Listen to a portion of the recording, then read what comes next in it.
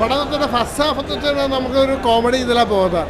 ധ്യാൻ ശ്രീനിവാസൻ, നിവിൻ പോളിയുടെയൊക്കെ കുടുംബത്തിൽ വീട്ടിൽ കിടന്ന്, അതായത് ഒരു ഉത്തരവാദിത്വ ബോധമില്ലാതെ രാഷ്ട്രീയം ഒക്കെ കളിച്ച് നടക്കുന്ന ഒരു പിള്ളേർ. ചില സാഹചര്യത്തിൽ അവർക്ക് മാറ്റങ്ങൾ വരികയാണ്, അവരുടെ ജീവിതത്തിലുണ്ടാകുന്ന മാറ്റം. പടം കണ്ടിരിക്കാൻ കൊള്ളാം, നല്ല അഭിനയമാണ്. പിന്നെ നല്ലൊരു മെസ്സേജ് ഇതിനകത്ത് വരുന്നുണ്ട്. ഭയങ്കര വിദ്യാഭ്യാസത്തിന് വിദ്യാഭ്യാസം എന്താണ്, അത് കൊടുക്കുന്നത് എന്താണ്, അതൊരു മലയാളിയോട് പറഞ്ഞു. ഞാൻ കൂടുതൽ കഥയിലേക്ക് പോകുന്നില്ല.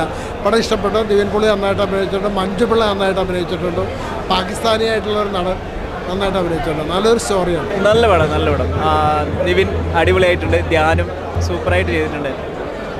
കുറച്ച് രാഷ്ട്രീയമൊക്കെ സംസാരിക്കുന്ന സിനിമയാണ്. അത് തിയേറ്ററിൽ നിന്ന് തന്നെ നല്ല രീതിയിൽ കാണാൻ പറ്റുന്ന അടിപൊളി എൻ്റർടൈൻമെൻറ്റാണ്. നിവിൻ്റെ കോമഡിയും ധ്യാൻ്റെ കോമഡിയൊക്കെ രസമായിട്ട് കൊണ്ടുപോയിട്ടുണ്ട്. പിന്നെ കുറച്ച് ഇൻ്റർവെല്ലിന് ശേഷം സീരിയസ് ആണ്, രസമായിട്ട് ചെയ്തിട്ടുണ്ട്.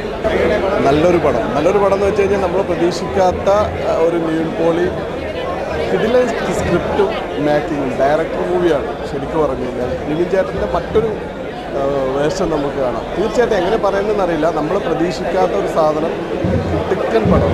മലയാളി ഫ്രം ഇന്ത്യ തീർച്ചയായിട്ടും നിവിൻ പോളിയുടെ ഒരു ശക്തമായിട്ടുള്ള നായക നിരയിലേക്കുള്ള ഒരു തിരിച്ചുവരവാണ്. ഒരുപാട് വിഷയങ്ങളെക്കുറിച്ച് ഇതിൽ പ്രതിപാദിക്കുന്നുണ്ട്.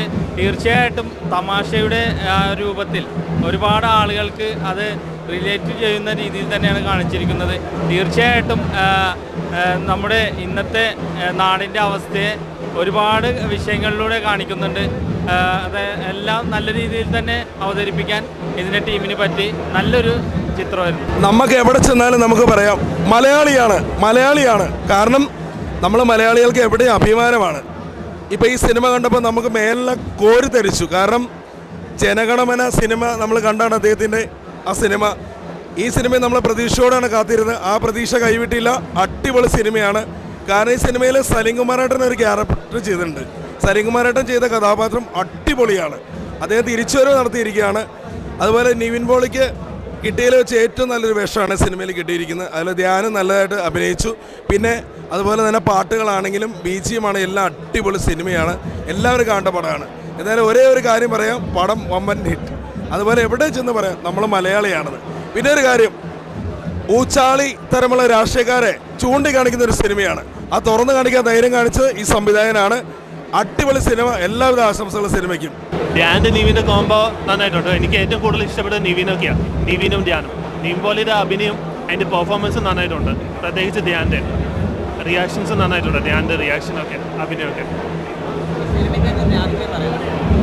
അത് ഉണ്ട്. ഞാൻ അങ്ങനെ കൂടുതൽ പറയുന്നില്ല. അത് കണ്ടുകഴിയുമ്പോൾ എല്ലാവർക്കും പറയും. അതിന് ഒരുപാട് എന്താ പറയുക, കോമഡി, പോളിറ്റിക്സ് എക്സെട്ര ഒരുപാട് സസ്പെൻസ് കാര്യങ്ങളൊക്കെ ഉണ്ട്.